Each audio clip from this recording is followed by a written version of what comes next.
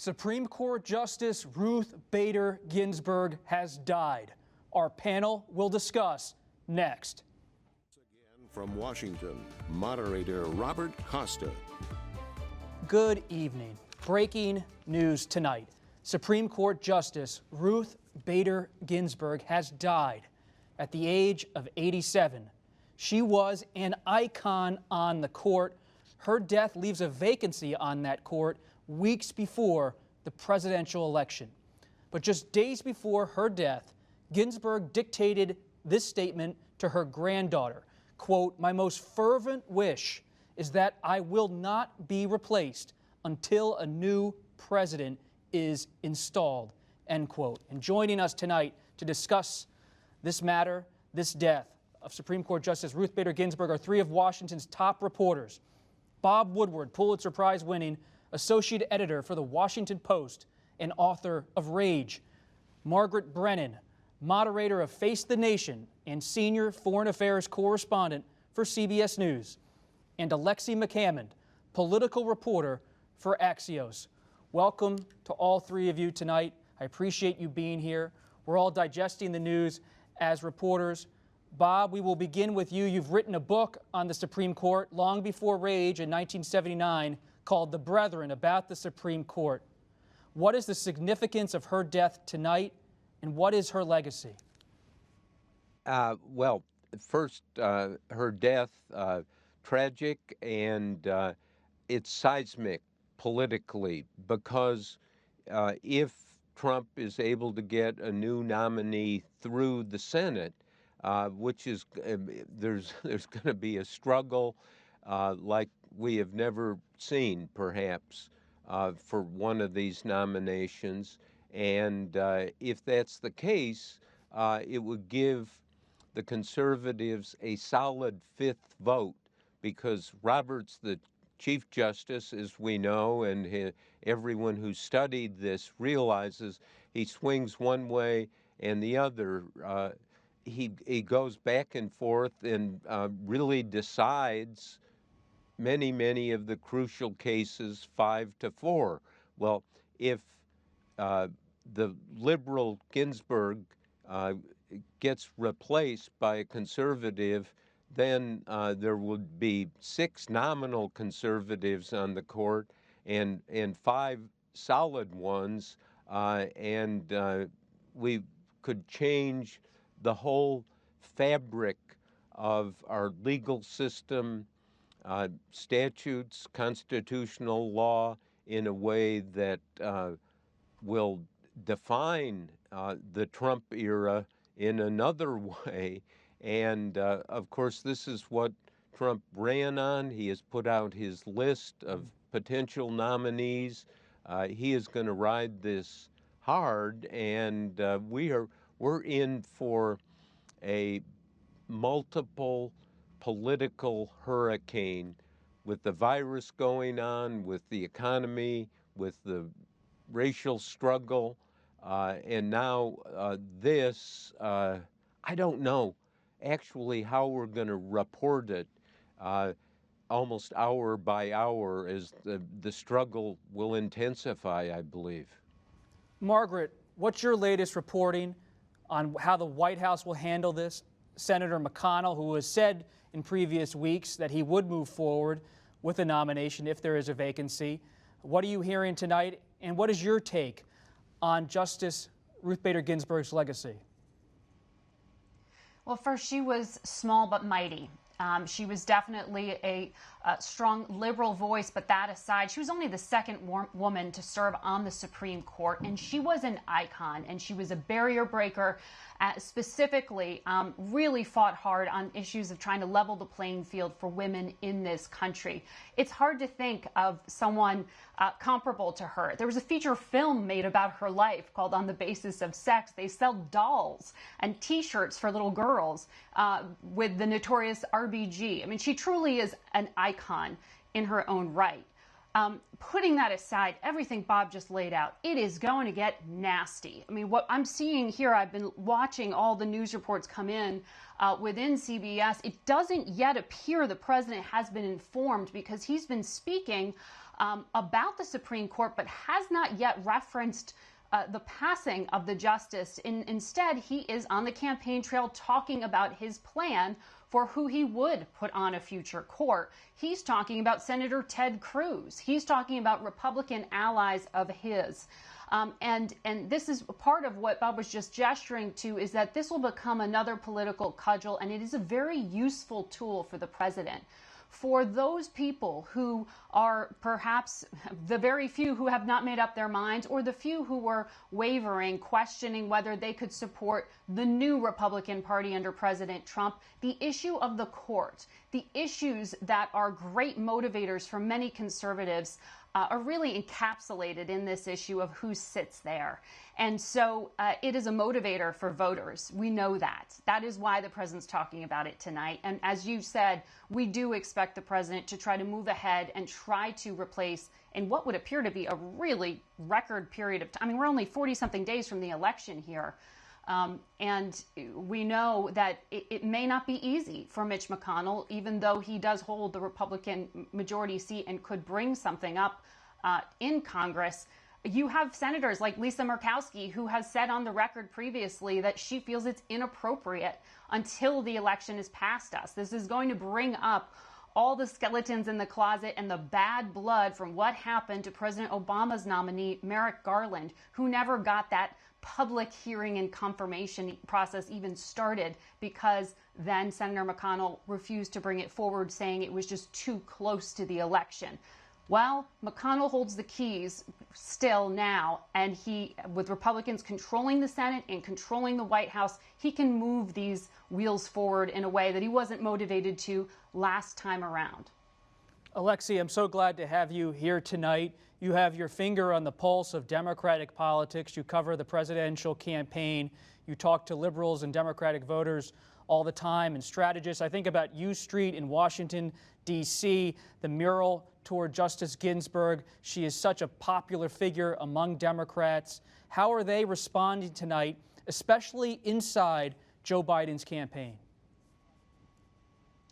Well, thank you so much for having me, Bob, and it's so good to be with all of you tonight on, this pretty sad night. As has been stated, Justice Ginsburg was an icon and a hero, especially among liberals. The T-shirts, the signs, the sayings. She represented this larger-than-life figure that I think a lot of people sort of viewed her, especially in the year 2020, ahead of this election, which is leading to a lot of political polarization, as this larger-than-life figure, this person they could put their hopes and dreams into and sort of look to a future that she represented. And now without her, of course, this is going to lead to a really ugly, hideous political battle, of course, in the Senate, but that's going to have ramifications for the presidential election. There are a lot of folks within the Democratic Party whose first choice wasn't Joe Biden. I'm thinking about a lot of the voters who supported Senator Bernie Sanders in the primary. And something I've been noticing among those folks, those voters, is they're saying to each other online, in person, in different forums, that a vote for Joe Biden is a vote for Ruth Bader Ginsburg's replacement on the Supreme Court. That was a movement that they started online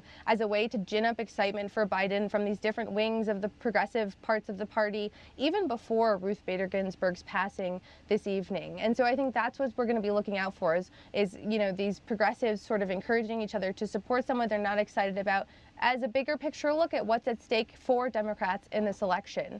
Now, the Biden campaign, of course, uses any number of their in-person remarks, whether it's about the economy or coronavirus vaccine or any number of things, to talk about the news of the day at the beginning. Biden often uses that event to talk about President Trump and his mishandling, he says, of the coronavirus. But now we're going to see how the Biden campaign and other Democrats are really going to move forward ahead about, presenting a counter argument to Republicans on the issue of the courts, especially as this presents a political opportunity for President Trump to really fulfill the promises that he made to those base supporters, those conservative voters who really care a lot about the courts. Democrats and Joe Biden and his campaign are going to have to figure out how to present a counter narrative to that on top of everything else they're figuring out. Bob Woodward, I want to come back to a word you used in your first answer, hurricane, and the title of your book, Rage. I was sitting there with you in March of 2016 when then candidate Trump told us both, I bring the rage out, I always have. You've documented in your book the rage that's inside this presidency, that's out there in the country. You've studied American democracy and reported on it, Bob. What does it mean now for American democracy, on top of a pandemic, to now have this threat of a Supreme Court vacancy being pulled just 45 days before the election? Well, first you're going to have to look at voting blocks. And there's been much discussion, and I think legitimate discussion, that evangelicals, particularly pro-life Republicans, evangelicals, were kind of wavering on Trump. Abortion is such a key issue with lots of people on both sides, but particularly that voting bloc. And so now Trump is going to be able to come out and say, look, I can change the court, I can change history, I can, perhaps, as we know, Roe v. Wade could be overturned. So I think with that group and with people who've been wavering about Trump, evangelicals, particularly pro-life people, are going to say, well, okay, Trump's going to give us this on the big one, and it is a magnet, and it's exactly right what we're talking about among liberals and Democrats. Ruth Bader Ginsburg was an icon. She was also tough. I knew her. I sat next to her at dinners, and she believed in the dignity of women, the dignity of all citizens in this country. And so her loss, it's not just a political loss. I think it creates a little bit of a moral vacuum in the Supreme Court and in Washington in politics. So it's going to be something to watch. Everyone's going to be playing it. What do the Senate Republicans do? Are there going to be doubters on this? Just in a kind of, if you can ever get to 100,000 feet on something like this and look down, if you were designing a system, a political system like we have, you would almost build into it that you don't fill Supreme Court vacancies in the last year of a presidency. I don't know how you do that, but it would be better that this issue be decided November 3rd when we vote on keeping Trump in or putting Biden in. And so that, my analysis, and I do not have a good track record on this, but I think it's really a toss-up election. I think that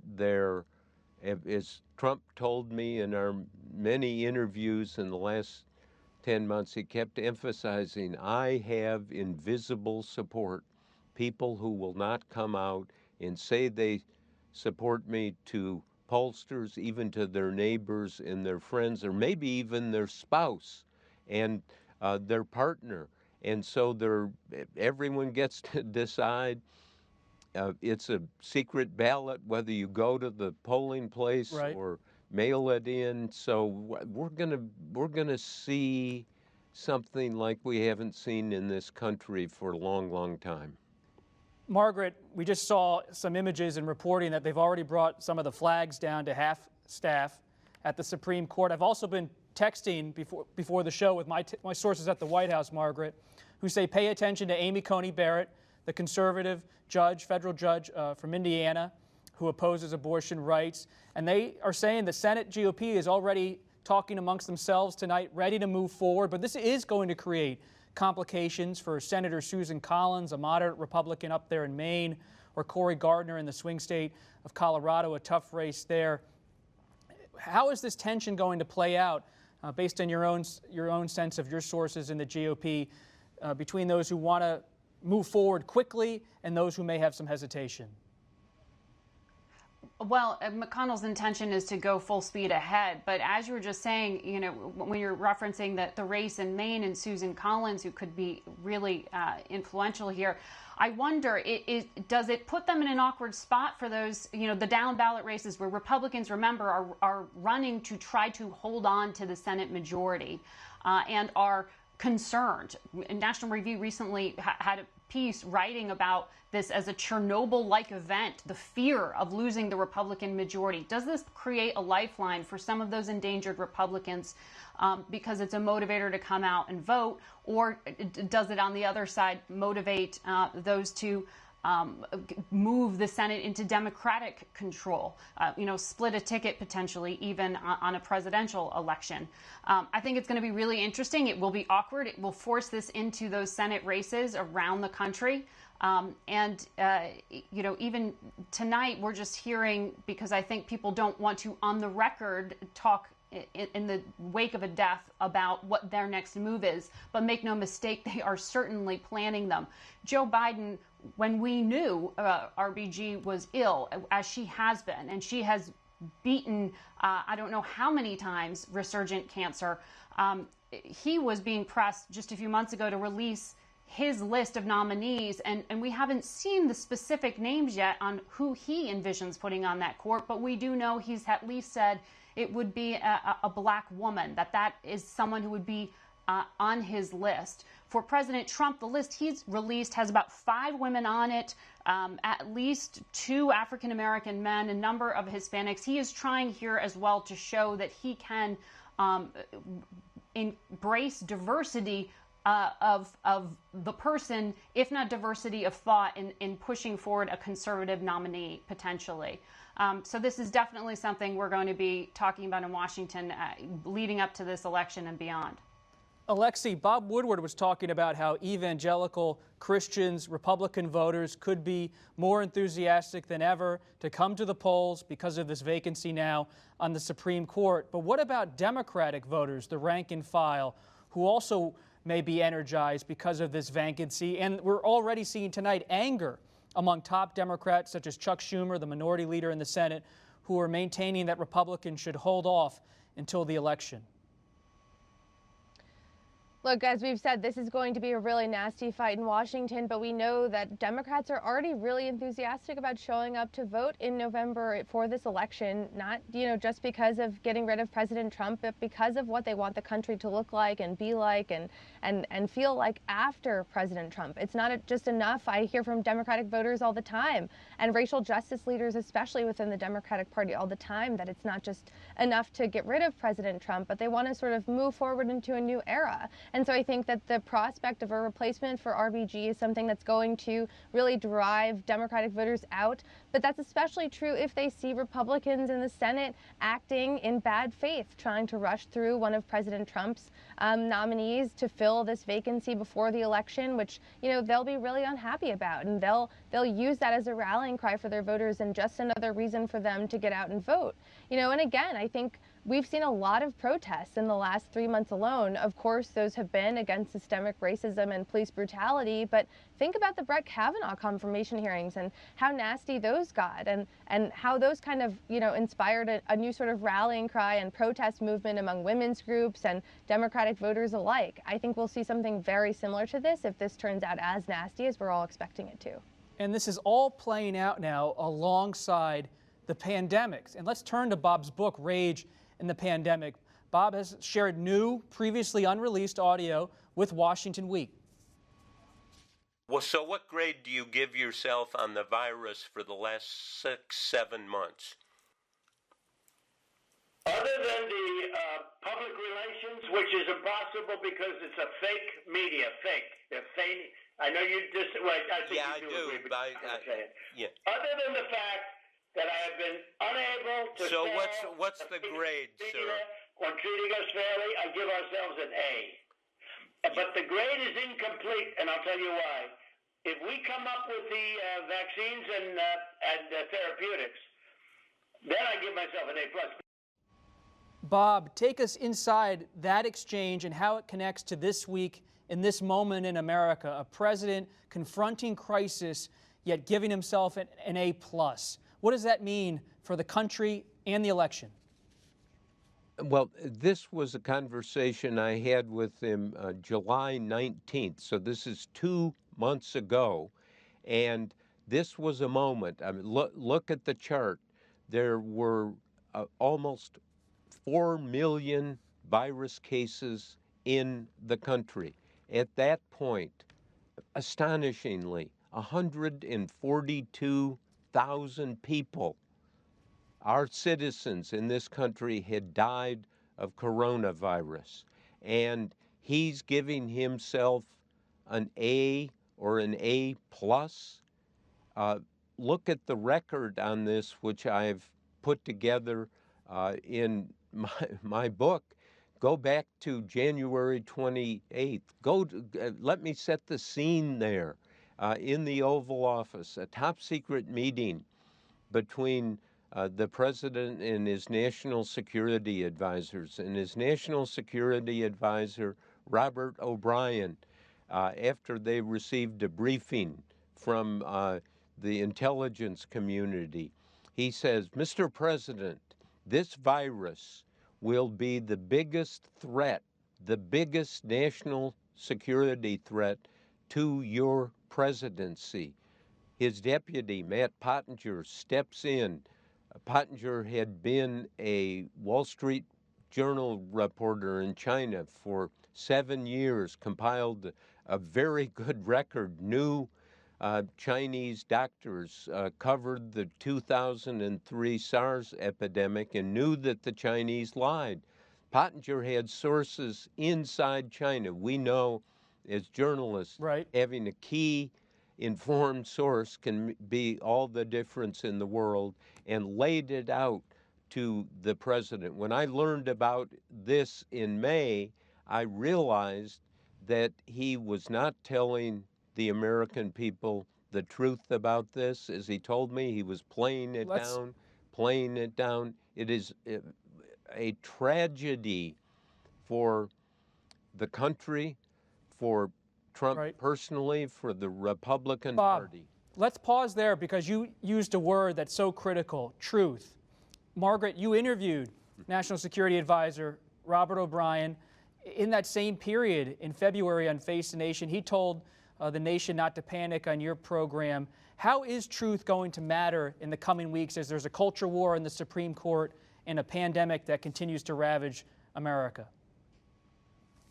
Well, you have to believe that truth and facts still do matter. Robert O'Brien on February 2nd did come out and say really no reason for people to think there was a threat to them here in the United States, downplaying it, obviously in stark contrast to what Bob just sketched out there as to what he was saying in private, because they saw the potential for where this was going, and they knew what was happening in China could replicate here.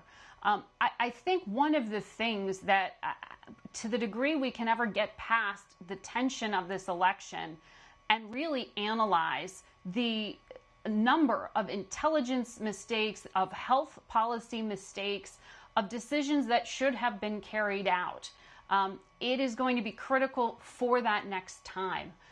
That idea that the entire month of February was wasted, the president dismisses that, saying, no, we were ordering masks. No, we were asking pharmaceutical companies to start making vaccines.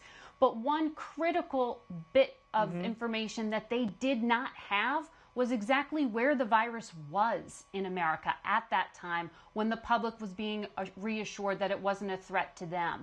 Yes, travel from China had been shut off. Did they actually know that the entire East Coast was getting seeded with infections coming in through Europe because China was still allowing that transit point, so it was spreading to the rest of the world? I mean, these are the kind of fact-finding missions that are so critical and will be key after this election as well, if it's a Trump or Biden administration, to sort through. That's what worries me. Well, that's all the time we have tonight. Bob, I apologize that we had a long discussion. Only have half an hour here on PBS. We'll keep the discussion going, though. I really appreciate you coming on, Bob Woodward, Margaret Brennan, and Alexi McCammond. We really appreciate it with this fast-moving development, the death of Ruth Bader Ginsburg. Rest in peace to her. Best wishes to her family. And thank you all for joining us tonight and going along with us as we adjust to this news story. We'll keep taking you as close to the news as we can. Stick with us for the extra. We'll have Bob Woodward. But for now, I'm Robert Costa. Good night from Washington.